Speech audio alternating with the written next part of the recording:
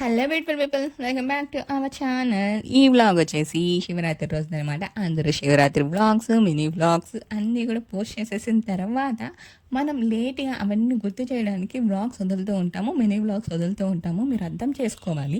మీరు హోలీ గురించో, ఉగాది గురించో వీటి గురించి ప్లానింగ్లు చేసుకుంటూ ఉండొచ్చు. ఎందుకంటే శివరాత్రి 2 వీక్స్ బ్యాక్ వెళ్ళిపోయింది కాబట్టి. కాకపోతే జరిగిపోయిన శివరాత్రిని కూడా మీకు గుర్తు చేయాలని చెప్పేసి ఈ టైం కరెక్ట్ అని చెప్పేసి ఇప్పుడు వ్లాగ్ అందితే రిలీజ్ చేస్తున్నానండి. సో ఇలా కవర్ చేసుకుంటూ ఉండాలి ఏదైనా వ్లాగ్స్, మినీ వ్లాగ్స్ లేట్ అయినప్పుడు. సో కొంచెం నేర్చుకునేసేయండి. పొద్దున్నే శివారాధన కోసం అని చెప్పేసి మా పూజ రూమ్ మొత్తం నీట్గా డెకరేషన్ చేసి పెట్టేసాను. మా ఆయన అచ్చ తెలుగు మగపిల్లలాగా పంచి పెట్టుకొని కండువ వేసుకొని మరీ వచ్చి దీపారాధన చేసుకున్నాడు. మా ఆయన ఫస్ట్ పూజ చేయిందే బయటకు వెళ్ళడు అని చెప్తాను అనుకుంటున్నారా? అంతా ఏం లేవన్నమాట. మనం కొంచెం పొద్దున్నే మైండ్లోకి ఎక్కిస్తాము పూజ చేసుకోవాలి ఈరోజు అని చెప్పేసి. దాన్ని ఫిక్స్ అయ్యాడంటే మాత్రం చక్కగా వచ్చి పూజ చేస్తాడు. నేను దండం పెట్టుకుంటా అంటే కెమెరా క్వాలిటీ చెక్ చేస్తున్నాడు, ఏదో లైటింగ్ పడుతుంది అని చెప్పేసి. మా ఇంట్లో ఎటు పక్క చూసినా లైటింగ్ ఎక్కువైపోతుంది. ఏ పక్క కవర్ చేయాలో అర్థం కావట్లేదు. పూజ అయిపోయిన తర్వాత చక్కగా దేవుడు పెట్టిన ప్రసాదాలు మా కడుపులో కూడా వేసేసుకొని గుడికి అయితే బయలుదేరిపోయాము. నేను ఇప్పుడు వెళ్ళే టెంపుల్కి వెళ్ళాలని చెప్పేసి చాలా గట్టిగా ఫిక్స్ అయిపోయాను. ఎందుకంటే ఇయర్స్ అయిపోయింది అక్కడికి వెళ్ళి. తిరుపతిలో ఉంటామనే కానీ పేరుకి ఈ దగ్గర ఉన్న టెంపుల్స్ని స్కిప్ చేస్తూ ఉంటామన్నమాట. మా ఆయన గెటప్ బాగుంది కదా ఈరోజు. ఆ కండువా వేసుకోవడం వల్ల ఇంకొంచెం హైలైట్ అయ్యిందని చెప్పచ్చు. మా ఆయన కండువా వేసుకొని కిందకి వస్తే మా కిందింటి వాళ్ళు పక్కింటి వాళ్ళు 30 సార్లు చూసారనమాట మా ఆయన కింద నుంచి పై వరకు. అది ఎందుకనేది నాకు కూడా అర్థం కాలేదు. మామూలుగా అందరూ అలానే రెడీ అవుతారు కదండి టెంపుల్స్కి వెళ్ళేటప్పుడు చాలా వరకు. ఇప్పుడు కొంచెం తగ్గింది అనుకోండి. కాకపోతే నాకు తెలిసినంత వరకు మా చిన్నప్పుడు అందరూ కూడా అలానే కండువా వేసుకొని తెల్ల పంచ చక్కగా వైట్ షర్ట్ వేసుకొని మంచిగా టెంపుల్స్కి వెళ్ళేవాళ్ళు అనమాట.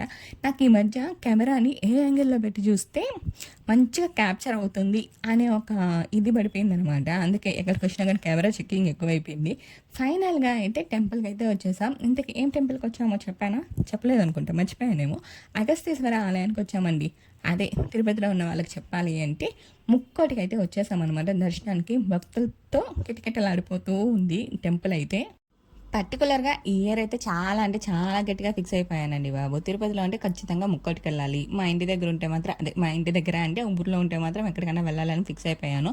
ఎందుకు ఏంటి అంటే ముక్కోటిలో వెంకటేశ్వర స్వామి పాదం ఉంది. అంటే ఆయన 7 అడుగుల్లో తిరుమల చేరుకున్నారు అని చెప్పేసి ఒక స్టోరీ ఉంది. నాకు ఫుల్ స్టోరీ తెలియదు. ఆ పాదం దర్శించుకునే దానికన్నా వెళ్ళాలి అనిపిస్తుంది. అలానే ముక్కోటి దేవతల ప్రతిమలు ఉన్నాయి అనేసి అని కూడా అంటారు. సో అందరినీ కూడా దర్శించినట్టు ఉంటుంది కదా అని చెప్పేసి ఈసారి గట్టి ఫిక్స్ అయిపోయాను. అందుకే బయలుదేరేసాను అనమాట. దేవుడి దయ వల్ల, శివయ్య కరుణ వల్ల ఈసారి తిరుపతిలోనే ఉన్నాం కాబట్టి నేను అనుకున్న టెంపుల్కి అయితే ఖచ్చితంగా వెళ్ళాలి అని గట్టిగా అనుకున్నాను కాబట్టి వెళ్ళిపోయాను అనమాట. గుళ్ళోపలికి వెళ్ళగానే ఇలాగ కోనేరు లాగా పెట్టి ఒక నమూనా ఆలయం అనుకోండి అలా పెట్టేసి మధ్యలో శివయ్యని పెట్టి ఎదురుగా నందీశ్వరిని పెట్టారు. క్యూ లైన్స్ ఈసారి ఎక్కువ పెట్టారు, రష్ ఎక్కువ ఉండడం వల్ల. సో అది కరెక్ట్గా క్యాప్చర్ అవ్వలేదన్నమాట. బయటకు వచ్చేసాం దర్శనం చేసుకునేసి. అదేంటో తెలియదు కానీ దర్శనానికి క్యూ లైన్ మొత్తం స్లోగా వస్తారు. లాస్ట్ మినిట్లో ఇంకా దర్శనం చేసుకుంటాము దేవుడికి అనగా ఆ తొక్కిసలాట ఏంటండి బాబు. ఎంతెంతో దూరం నుంచి వస్తారు ఆయన దర్శనానికి. ఇంకో 5 మినిట్స్లో దర్శనం అవుతుంది అనగా ముందు వెనక తోసుకొని పోవాల్సిందే కానీ నిదానంగా వెళ్దామా అని కామన్ సెన్స్ ఎవరికి ఉండదనమాట. అండ్ ఫైనల్గా నేను ఈ టెంపుల్కి వచ్చిన విశేషం ఏంటి, శ్రీవారి పాదం మీకు చూపించడానికి. సో చూసేసేయండి. అదే శ్రీవారి పాదం అనమాట. ఇంతకుముందు డెవలప్మెంట్ లేదు కాబట్టి అలాగే మట్టిలో అచ్చు కనపడేది. ఇప్పుడు మొత్తం కూడా డెవలప్ చేశారు కాబట్టి ఆ ముద్రని మీకు కనపడేలా చేయాలని చెప్పి మోడ్యులేషన్ చేసినట్టున్నారు. అండ్ ఈ ప్రవాహం ఉంది కదా, నది ప్రవాహం, ఇది కూడా ఇంతకుముందు లేదు, ఇప్పుడు వస్తుంది. నాకు తెలిసి ఇది స్వర్ణముఖి నీళ్ళు అనుకుంటాను.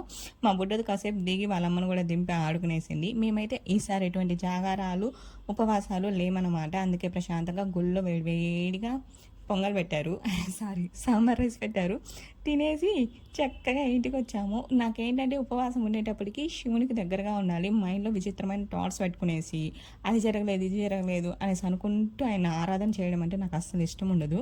అందుకే ఈ ఇయర్ అయితే ఆపేశానమాట. మీలో ఎంతమంది శివరాత్రికి జాగారం ఉన్నారు, ఉపవాసాలు చేశారనేది కమెంట్ సెక్షన్లో కమెంట్ చేయండి.